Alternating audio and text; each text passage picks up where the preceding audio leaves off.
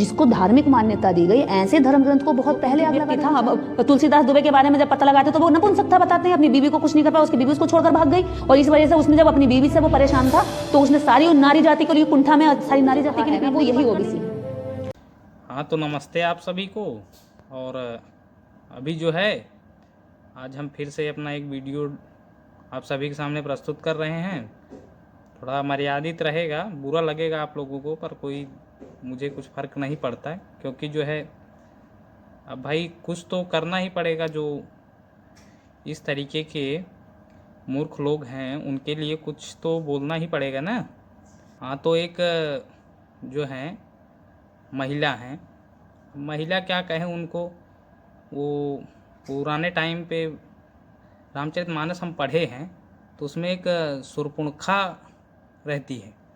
तो शूर्पणखा का जो रूप है उसको आज देखेंगे तो थोड़ा बहुत आपको लगेगा कि हाँ ऐसे ही रही होगी वो।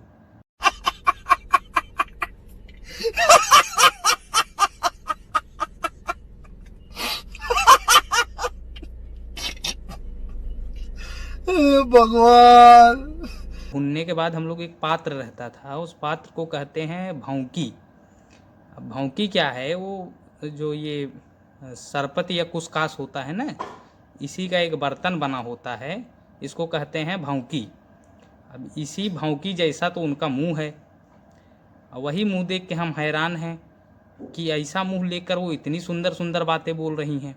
अब आप सब उनकी बातें सुनेंगे तो आपको भी अच्छा लगेगा, परंतु वो कहती क्या हैं, वो कहती हैं कि अगर इस समय में बाबा तुलसीदास होते तो हम उनको मारते। अगर तुलसीदास दुबे जिंदा होते और मनु जिंदा होते तो आज औरतें उनके मुंह पे इतना जूता मारती, इतना जूता मारती, इतना जूता मारती कि उनको अधमरा कर देती। अब बाबा जब तुलसीदास अगर होते तो तुम्हारे पास आते। ऐसे जो है बिहेव रखना चाहिए अपने महापुरुषों के प्रति। कह रही है रामचरितमानस को जला देना चाहिए। भैया जला दो, पर जलाने से पहले बताओ तो क्या कारण है। तो हमें जांच में पता चला कि इनको रामचरितमानस के किसी चौपाई में नारी शक्ति का जो है विरोध किया हुआ है, वो इनको बुरा लगा। तो हमने सोचा कि हाँ भाई किया होगा, क्योंकि विश्वामित्र जी कहते हैं कि हे राम, ये ताड़का है, इसका वध करने से अपराध नहीं होगा, क्योंकि ये राक्षसीन है और ये मानव जाति के हित में कार्य नहीं कर रही है। तो अब इनको जो है, तो हमको लगा कि वही चीज़ ये पढ़ ली होंगी, पर नहीं, इन्होंने तो बताया कि ढोल गंवार शूद्र पशु नारी और सकल ताड़ना के अधिकारी। तो रामचरितमानस जो कहते हैं ढोर गंवार पशु शूद्र नारी सकल ताड़न के अधिकारी, तो ऐसी रामचरितमानस जिसको धार्मिक मान्यता दी गई, ऐसे धर्म ग्रंथ को बहुत पहले आग लगा देनी चाहिए थी। ताड़ना जो शब्द है उस चीज़ को लेकर इनको बुरा लग गया कि ये तो कह रहे हैं कि महिलाओं को ताड़ा करो, लड़कियों को ताड़। पार्वती जी का जब मतलब प्राकट्य होता है तो क्या कहती हैं, जगदम्बा जहाँ अवतरी सोपुर बरनी न जाए। अब जो है माता पार्वती को जगदम्बा कहकर बुलाते हैं और कहते हैं कि वो जो पुर है जहाँ पर उनका अवतरण हुआ वो बरनी जाए। अब इनको यहाँ नारी सम्मान नहीं दर्शा।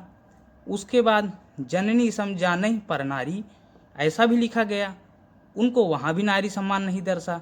फिर उसके बाद उन्होंने गोस्वामी जी की एक चौपाई और लिखी कि अनुज बधू भगनी सुत नारी, ये सुन सठ कन्या ये समचारी।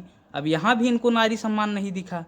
अब इनको तो सिर्फ नारी का, अब जब जो व्यक्ति कह रहा है कि अनुज बधू भगनी सुत नारी सुन सठ कन्या ये समचारी, मतलब ये कन्या के समान होती हैं, इन्हें कुदृष्टि भी लोग कही।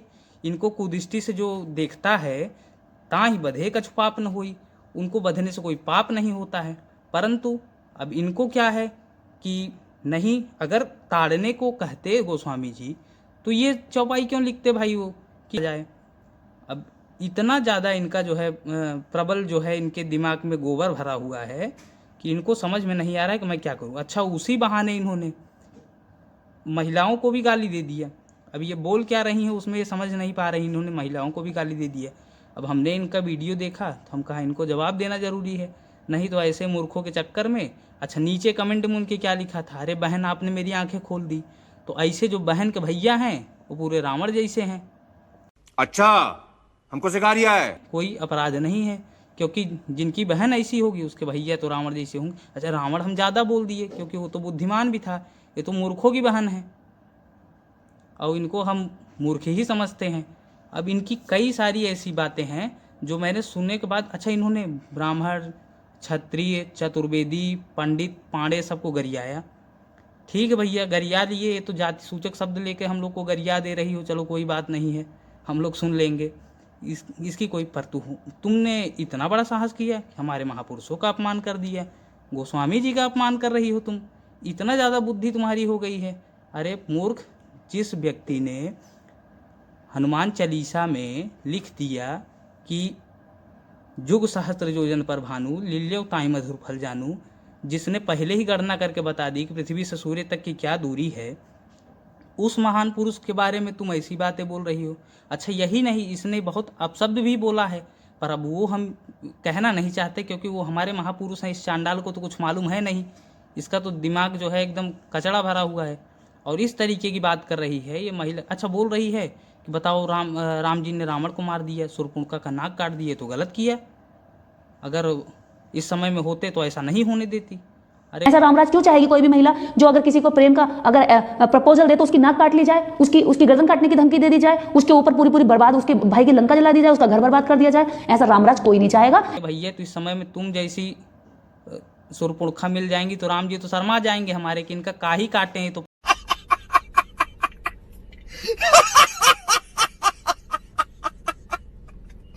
कृपया जो है दिमाग थोड़ा सही कर लीजिए और तरीके से जो है समाज चल रहा है, एक सामाजिक प्रवृत्ति है, उसमें जो है अपना जो सहयोग दे रही हैं, अगर शुद्ध बुद्धि से करेंगे तो ज़्यादा ठीक रहेगा।